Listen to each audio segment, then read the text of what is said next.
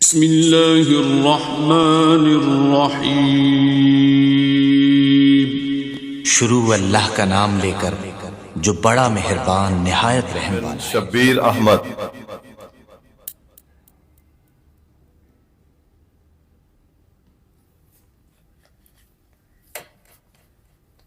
ورحمۃ اللہ وبرکاتہ۔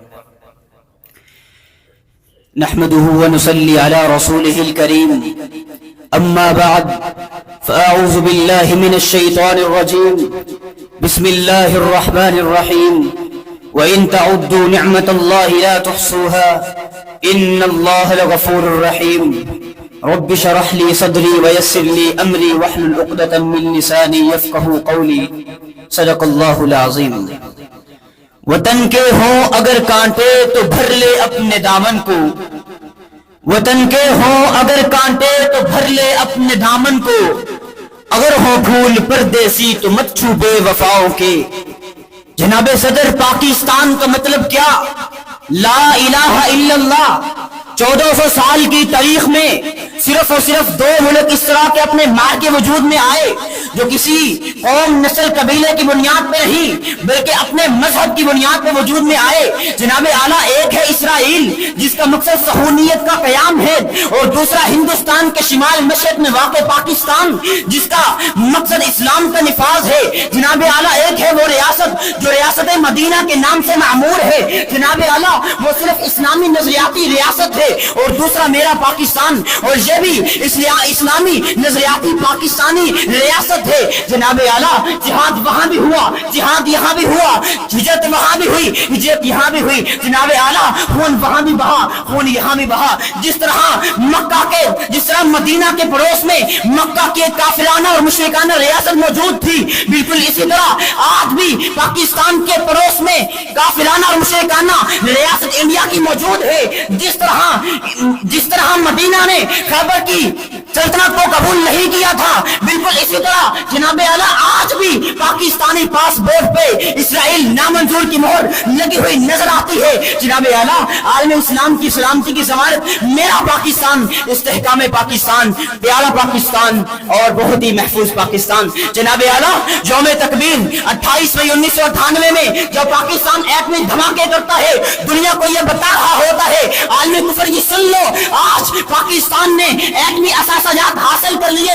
دنیا کا کوئی شخص اگر پاکستان کی طرف اپنی نظریں دھڑائے گا، اس کی نظریں بند نہیں بلکہ نوچی جائیں گی۔ ہاں، اگر دنیا کا کوئی شخص پاکستان کی طرف انگلی کرے گا، انگلی نہیں بلکہ پورا کا پورا بازو کاٹا جائے گا۔ جب یہ معاملہ دشمن نے دیکھا تو دشمن بھی یہ بات بولنے پہ مجبور ہو گیا کہ پاکستان اب ایٹمی طاقت بن چکا ہے۔ جب یہی وجہ تھی، دنیا والوں سنو، یہی وجہ تھی فلسطینی بچوں نے اپنے ہاتھوں میں پتھر لیے اور ایٹمی ٹینکوں کے آگے پھینکے اور کہا تھا، اسرائیلیوں یہ بات نہ بھولو، ہمارے ہاتھوں میں پتھر ہے، ہمارے ہاتھوں میں پتھر نہ دیکھو، لیکن پاکستان کے ہاتھ میں ایٹم بم ہے، ہمارا بھائی ہے جو تمہارے چیتڑے اڑا سکتا ہے۔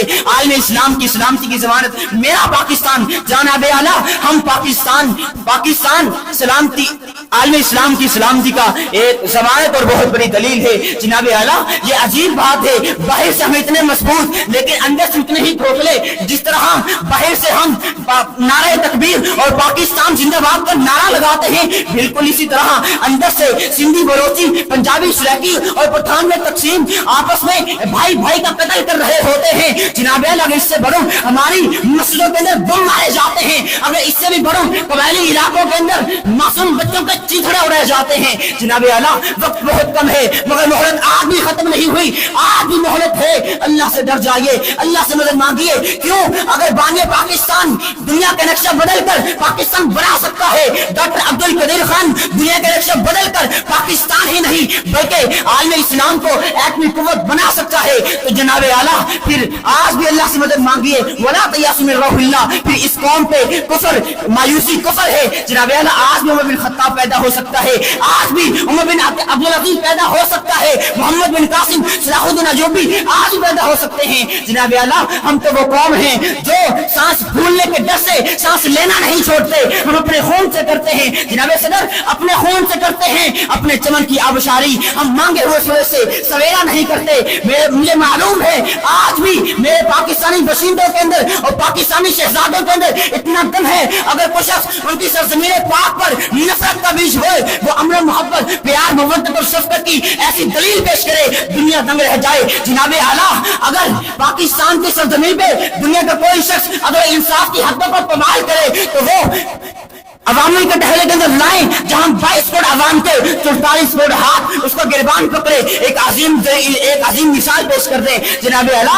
इसी तरह अगर पाकिस्तान के अंदर कोई शख्स बेहयाई की अड्डों को खोले तो वो इस तरह नहीं कि बल्कि जाने दे, शर्मो हया की ऐसी मिसाल पेश करे कि दुनिया दंग रह जाए। अब जरूरत इस अमर की है, बुलाती है मौजें के दरिया में उतरो, बुलाती है मौजें के दरिया में उतरो, कहां तक चलोगे किनारे किनारे। अब जरूरत इस अमर की है, पाकिस्तान की बका चाहिए, फलाह चाहिए, बहबूद चाहिए, तरक्की चाहिए, कामयाबी चाहिए, इस्तेहकाम चाहिए।